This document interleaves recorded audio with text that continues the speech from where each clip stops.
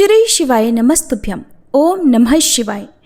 पार्वती पते हर हर महादेव।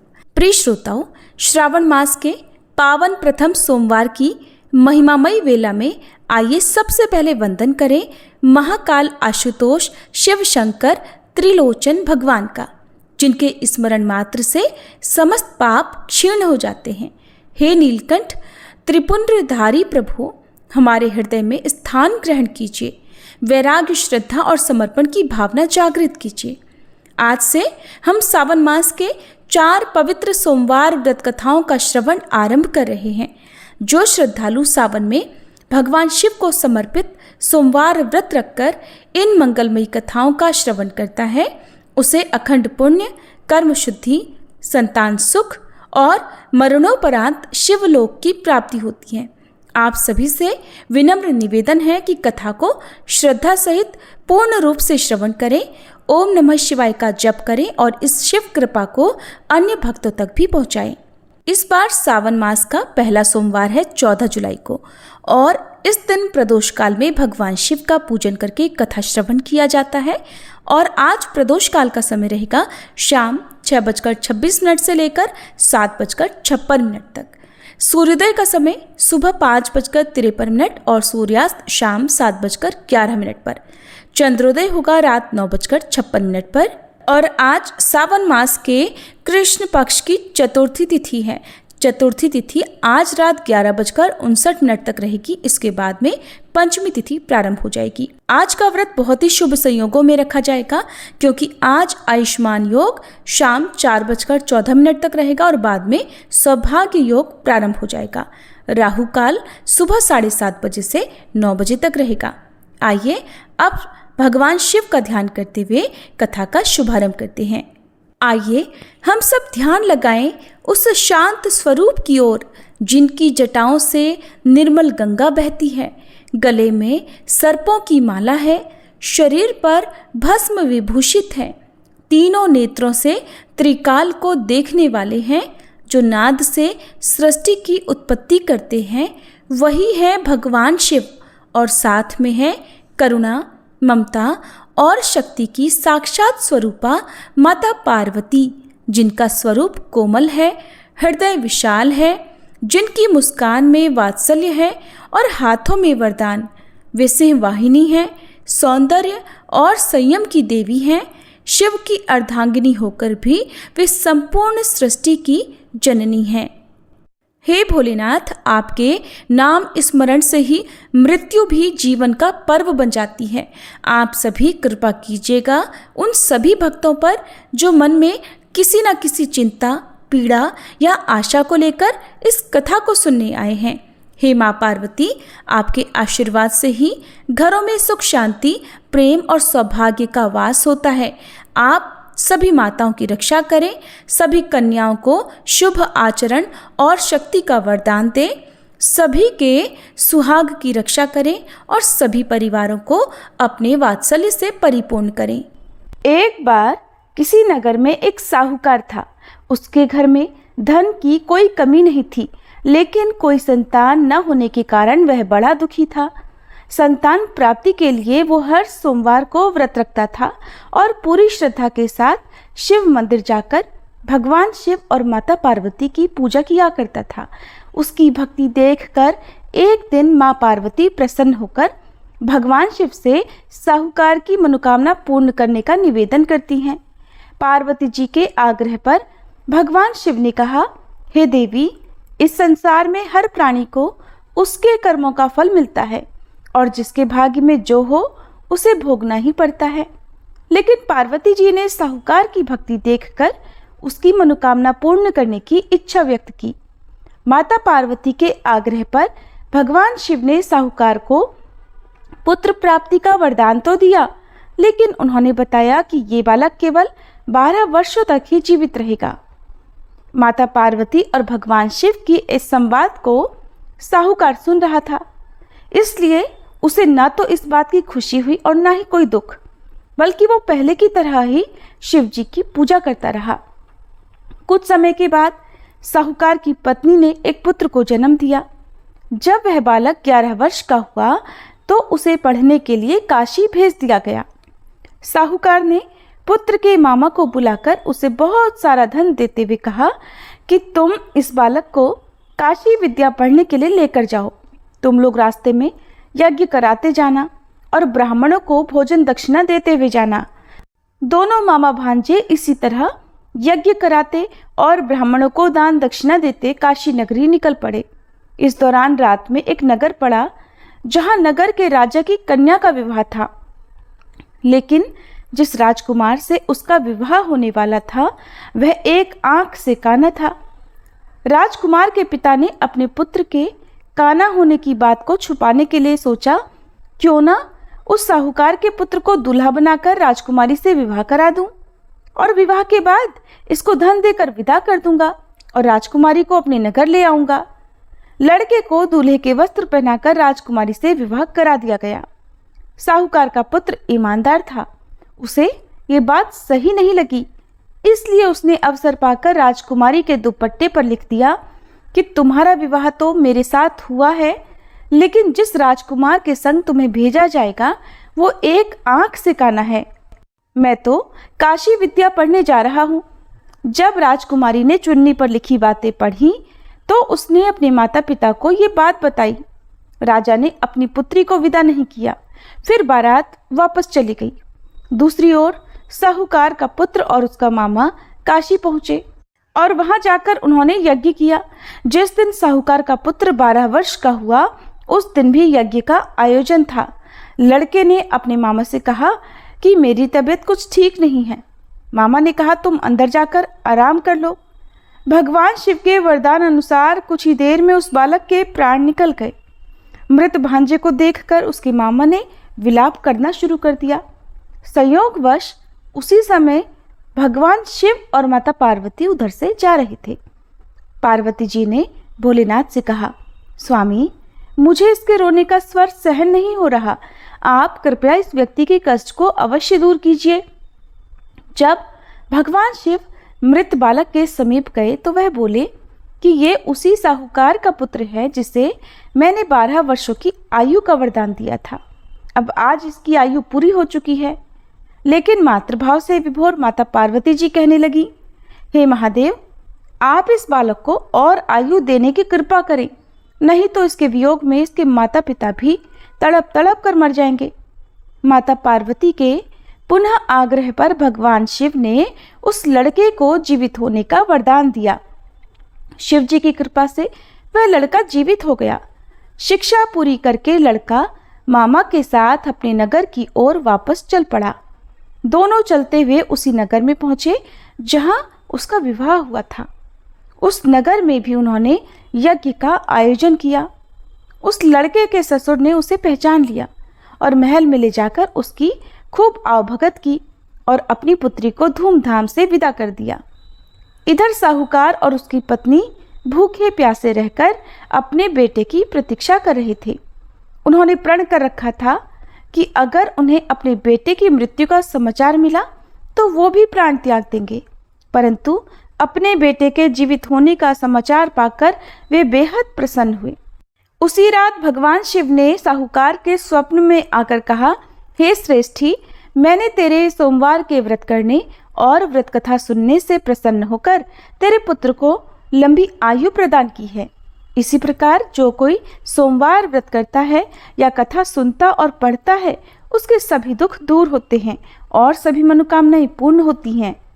सभी प्रेम से बोलिए भोले शंकर भगवान की जय, माता पार्वती की जय। हे भोलेनाथ, यदि इस व्रत कथा या श्रवण में हमसे कोई त्रुटि हो गई हो, किसी शब्द, भावना या चरण में भूल हो गई हो तो कृपया क्षमा करें।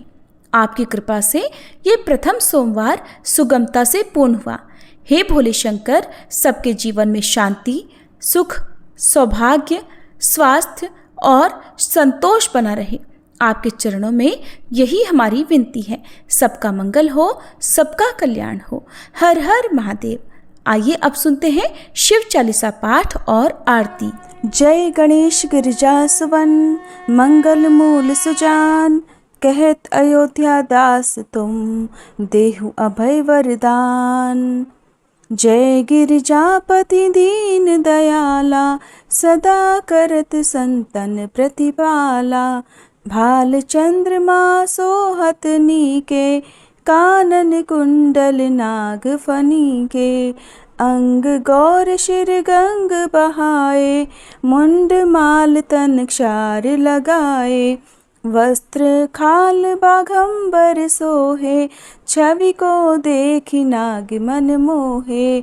मैना मातु की हवे दुलारी, बाम अंग सोहत छवि न्यारी। कर त्रिशूल सोहत छवि भारी, करत सदा शत्रुन क्षयकारी। नंदी गणेश सोहे तह कैसे, सागर मध्य कमल हैं जैसे। कार्तिक श्याम और गणुराऊ, या छवि को कहीं जात न काऊ। देवन जब ही जाय पुकारा, तब ही दुख प्रभु आप निवारा। किया उपद्रव तारक भारी, देवन सब मिली तुम ही जुहारी। तुरत षडानन आप पठायऊ, लव निमेष मह मारी गिरायऊ। आप जलंधर असुर संहारा, सुयश तुम्हार विदित संसारा। त्रिपुरासुर सन युद्ध मचाई, सब ही कृपा कर लीन बचाई। किया तपहि भगीरथ भारी, पूरब प्रतिज्ञा तासु पुरारी। दानिन मह तुम सम को नाही, सेवक स्तुति करत सदाही। वेद नाम महिमा तब गाई, अकथ अनादि भेद नहीं पाई। प्रकटी उदधि मंथन में ज्वाला, जरत सुरासुर भये विहाला। कि नहीं दया तह करी सहाई, नीलकंठ तब नाम कहाई। पूजन रामचंद्र जब कीन्हा, जीत के लंक विभीषण दीन्हा। सहस कमल में हो रहे धारी, कीन्ह परीक्षा तब ही पुरारी।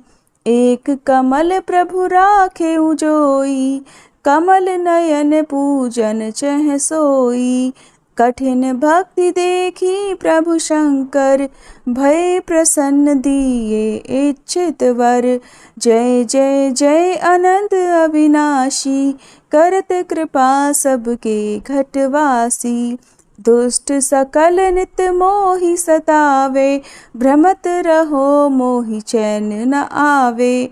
त्राहि त्राहि में नाथ पुकारो, ये ही अवसर मोहि आन उबारो। ले त्रिशूल शत्रुन को मारो, संकट से मोहि आन उबारो। मात पिता भ्राता सब होई, संकट में पूछत नहीं कोई। स्वामी एक है आस तुम्हारी, आये हरहु मम संकट भारी। धन निर्धन को देत सदा ही, जो कोई जाचे सो फल पाही। स्तुति के ही विधि करे तुम्हारी, क्षमहु नाथ अब चूक हमारी। शंकर हो संकट के नाशन, मंगल कारण विघ्न विनाशन। योगी यति मुनि ध्यान लगावे, शारद नारद शीश नवावे। नमो नमो जय नमः शिवाय, सुर ब्रह्मादिक पार न पाए। जो यह पाठ करे मन लाई, तापर होत है शंभु सहाई। ऋनिया जो कोई हो अधिकारी, पाठ करे सो पावन हारी। पुत्रहीन कर इच्छा जोई, निश्चय शिव प्रसाद तेहि होई। पंडित त्रयोदशी को लावे, ध्यान पूर्वक होम करावे। त्रयोदशी व्रत करे हमेशा, ताके तन नहीं रहे कलेशा। धूप दीप नैवेद्य चढ़ावे, शंकर सम्मुख पाठ सुनावे। जन्म जन्म के पाप नसावे, अंत धाम शिवपुर में पावे। कहे अयोध्या दास आस तुम्हारी, जानी सकल दुख हरहूँ हमारी। नित नेम कर प्रातः ही पाठ करो 40, तुम मेरी मनोकामना पूर्ण करो जगदीश। मगसर छठी है मंत्र ऋतु, संवत 64 जान, स्तुति 40 शिव ही पूर्ण कीन कल्याण। ओम जय शिव ओमकारा, स्वामी जय शिव ओमकारा। ब्रह्मा विष्णु सदा शिव, ब्रह्मा विष्णु सदा शिव, अर्धांगी धारा। ओम जय शिव ओमकारा। एकानन चतुरानन पंचानन राजे, स्वामी पंचानन राजे। हंसासन गरुड़ासन वृषवाहन साजे। ओम जय शिव ओमकारा। 2 भुज 4 चतुर्भुज, 10 भुज अति सोहे, स्वामी 10 भुज अति सोहे। त्रिगुण रूप निरखता, त्रिभुवन जन मोहे। ओम जय शिव ओमकारा। अक्षमाला वनमाला मुंडमाला धारी, स्वामी मुंडमाला धारी। चंदन मृग मद सोहे, भाले शशिधारी। ओम जय शिव ओमकारा। श्वेतांबर पीतांबर बाघांबर अंगे, स्वामी बाघांबर अंगे। सनकादिक गरुड़ादिक भूतादिक संगे। ओम जय शिव ओमकारा। कर के मध्य कमंडल चक्र त्रिशूलधारी, स्वामी चक्र त्रिशूलधारी। सुखकारी दुखहारी जग पालनकारी। ओम जय शिव ओमकारा। ब्रह्मा विष्णु सदा शिव, जानत अविवेका, स्वामी जानत अविवेका। प्रणवाक्षर में शोभित ये तीनों एका। ओम जय शिव ओमकारा। त्रिगुण स्वामी जी की आरती जो कोई नर गावे, स्वामी जो कोई नर गावे। कहत शिवानंद स्वामी, रटत भोलानंद स्वामी, सुख संपत्ति पावे। ओम जय शिव ओमकारा। ओम जय शिव ओमकारा, स्वामी जय शिव ओमकारा। ब्रह्मा विष्णु सदा शिव, अर्धांगी धारा।